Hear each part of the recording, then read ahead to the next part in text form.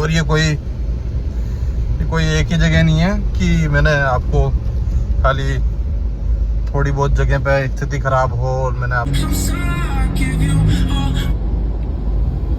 तो आज वापस से अपन एयरप्लेन पे सफ़र कर रहे हैं सवाई माधोपुर दिल्ली साइड में। तो इस वीडियो को बनाने का पर्पज वैसा ही है जैसा लास्ट शायद मैंने जो बनाया था रोड कंडीशन को लेके। और आज मैं लकी हूँ कि मुझे और अच्छी तरीके का रोड देखने को मिल रहा है। लास्ट टाइम पे शायद मैं इतना अच्छे से दिखा नहीं पाया था क्योंकि लास्ट टाइम पे रोड इतना अच्छा गंदा तरीके से ख़राब नहीं हो रखा था जैसा आज हो रखा है। और बहुत खुशी हो रही है मुझे कि ये सब चीज़ें मैं आज आपको अच्छी तरीके से दिखा पाऊँगा कि गडकरी जी जितना बड़ी बड़ी बातें कर रहे हैं ना कि हम ऐसा कर देंगे तो वैसा कर देंगे, तो मैं काफ़ी हद तक एग्री भी करता हूँ क्योंकि काम किया भी है उन्होंने।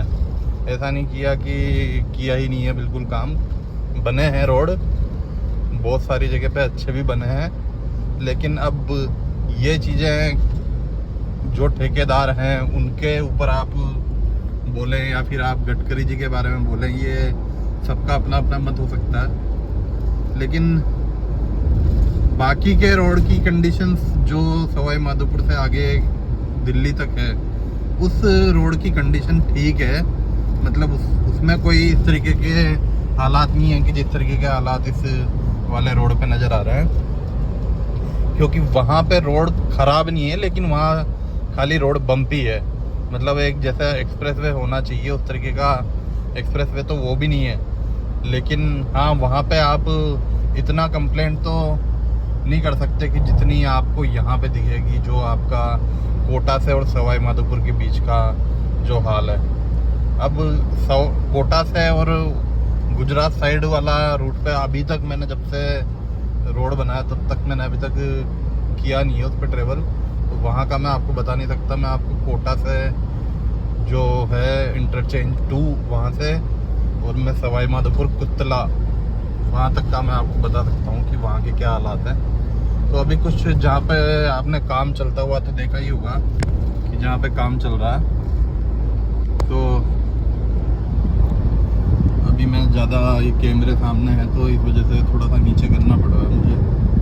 पता लगे साला रोड तो इन्होंने ढंग से बनाया नहीं है और चालान मेरा पहले कर दे।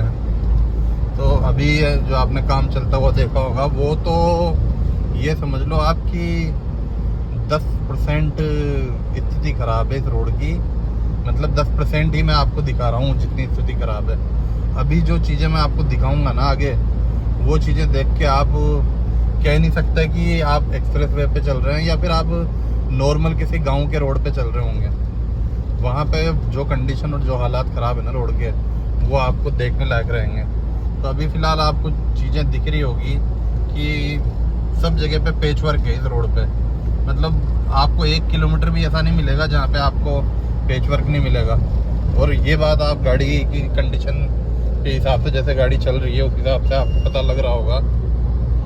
क्या ये देखना आप, जब भी ये पूरा पैच वर्क है सारा का सारा, ये दिखाई दे रहा होगा आपको।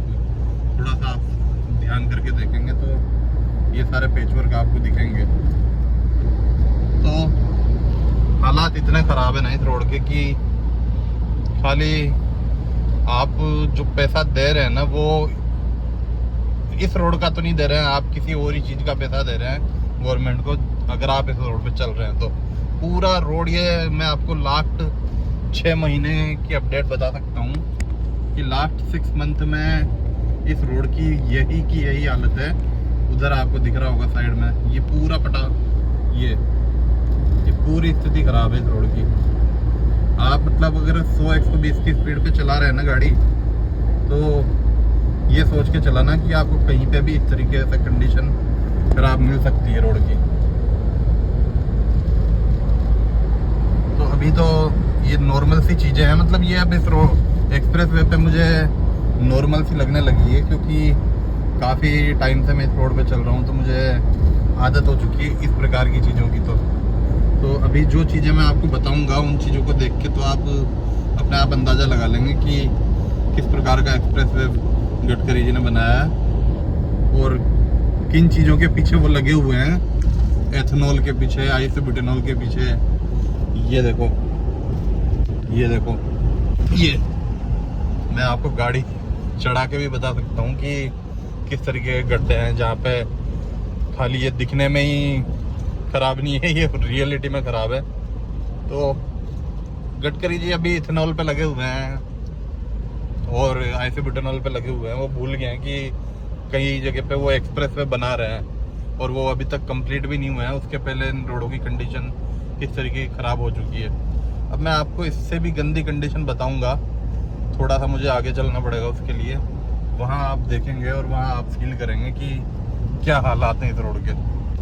और काफ़ी टाइम से मैं सोच रहा था कि इसको एक वीडियो बनाऊं, मैं एक वीडियो बनाऊं, लेकिन मतलब अब कंडीशन इतनी ख़राब हो चुकी है ना इस रोड की कि मतलब अब मुझे बनाना, मतलब मैं तो जनरली मैं बनाता नहीं हूँ इस तरीके के वीडियो, क्योंकि ठीक है अभी जिस तरीके की कंडीशन है कम से कम इंसान को एक्सप्रेस वे पे चलने को मिल रहा है, लेकिन अब इतना पैसा देके भी आप एक्सप्रेस वे पे चलेंगे तो फिर कोई मतलब वाली बात है नहीं। तो अभी आने दो आप, थोड़ा सा कुछ किलोमीटर और बाद आगे की बात है। जैसे ही सवाई माधोपुर आने वाला होगा वहाँ पे आपको वो चीज़ें और वो हालात देखने को मिलेंगे। और दूसरी बात, अगर किसी को पता नहीं हो तो, कि अभी ये जो यहाँ से दिल्ली के लिए जो रास्ता है वो पूरा पहले कंप्लीट नहीं था। पहले आपको लबान में उतरना पड़ता था और फिर वापस आपको सवाई माधोपुर कुस्तला से वापस नया वो एंटर करना पड़ता था, वो दोबारा से एंटर करना पड़ता था। लेकिन अब आपको दिल्ली जाना है यहाँ से तो आप दिल्ली सीधा जा सकते हैं। आपको कहीं भी नीचे बाईपास लेने की ज़रूरत नहीं पड़ेगी, मतलब नीचे कोई कट लेके और दोबारा एंटर करने की ज़रूरत नहीं पड़ेगी, आप सीधा दिल्ली जा सकते हैं। लेकिन अगर अब आपको दिल्ली से कोटा के लिए वापस आना है तो फिर आपको वापस से वहीं कुस्तला में आपको रुकना पड़ेगा, उतरना पड़ेगा और फिर वापस से आपको लबान में एंटर करना पड़ेगा एक्सप्रेस वे पे। तो ये एक नई इन्फॉर्मेशन है अगर आपको पता नहीं हो तो। बाकी अब आगे की जो अपडेट है वो भी मैं आपको आगे कुछ किलोमीटर के बाद देता हूँ कि किन बुरे हालातों की बात कर रहा हूँ मैं इस रोड पे।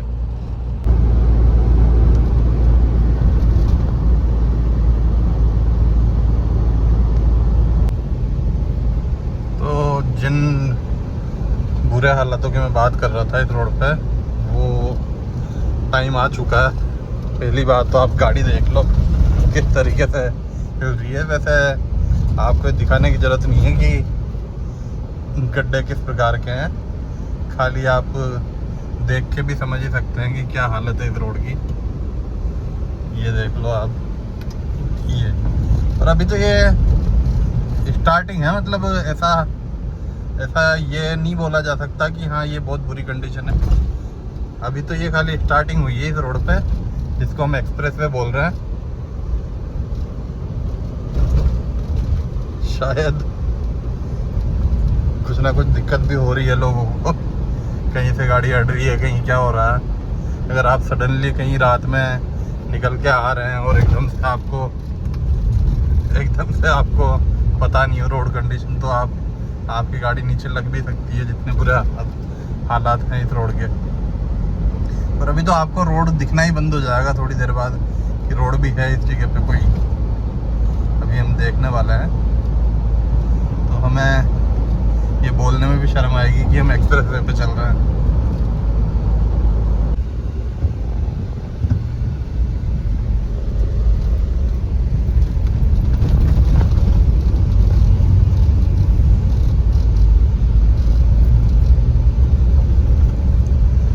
इस प्रकार का हेडलाइन की हालत है फिलहाल में, जिसकी मैं बात कर रहा था आपसे कि आप इसको एक्सप्रेस वे बोलेंगे या नहीं बोलेंगे।